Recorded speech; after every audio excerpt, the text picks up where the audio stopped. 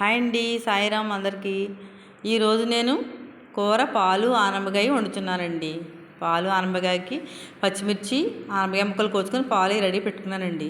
అయితే ఈ తొక్కలు ఉన్నాయి కదా, తొక్కలు అట్టేద్దామనేసి నేను రెడీ చేసుకున్నాను. ఆ అట్టు ఏ విధంగా వేయాలంటేనండి, బియ్యం నానబెట్టుకోవాలి, శనగపప్పు నానబెట్టుకోవాలి, అల్లం, పచ్చిమిర్చి, జీలకర్ర, తగినంత సాల్ట్ పక్కన పెట్టుకున్నాక బియ్యం 2 గంటలు నానాలండి. శనగపప్పు కూడా నానాలి. బియ్యం నానిపోయాక ఈ ఆనపకాయ తొక్కలు, నానిపోయిన బియ్యం, పచ్చిమిర్చి, అల్లం కలిపి మనం గ్రైండ్ చేసేసుకోవాలన్నమాట అండి. గ్రైండ్ చేసేసుకుని కొంచెం మరీ మెత్తగా అక్కర్లేదు, కొంచెం బరగ్గా ఉంటే సరిపోతుంది. అట్లు బాగుంటాయి అన్నమాట.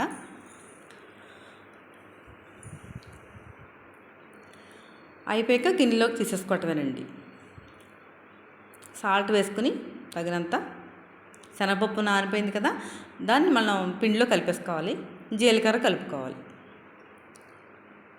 బాగా. గిన్నెలో ఆ 3 వేసేసాయి కదండి, శనగపప్పు, జీలకర్ర, సాల్ట్ వేసేసి మనం గ్రైండర్ వేసుకున్న పిండిలోని బియ్యం పిండి, ఆనపకాయ తొక్కల పిండి 2 కలిపేసుకున్నాం కదా, అది ఇప్పుడు మనం అట్లు వేసేసుకోవటానికి మన ఇంట్లోకి వచ్చేస్తున్నాం అనమాట అండి. ఆయిల్ వేసుకుని ఇంకా మనం ఆనపకాయ తొక్కలు అట్లు వేసేసుకోవటమే.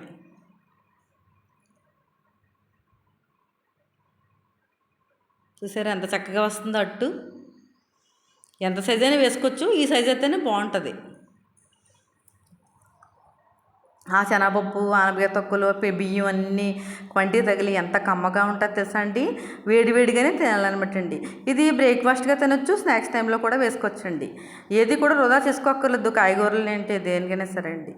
మనం ఆనపకాయని 3 రకాలుగా కూరలు వండుకుంటాం, అలాగే తొక్కలు కూడా వేస్ట్ చేయక్కర్లేదు అనమాట. చాలా చక్కగా వస్తాయండి అట్లు. ఈ ఎండలకి సెలవు కూడా చేస్తుందండి ఈ వేసవికాలం. చూసారా మేము తినేస్తున్నాము, మీరు కూడా తినండి. టేస్ట్ అయితే చాలా బాగుంది, చాలా సూపర్గా వచ్చిందండి అట్టు.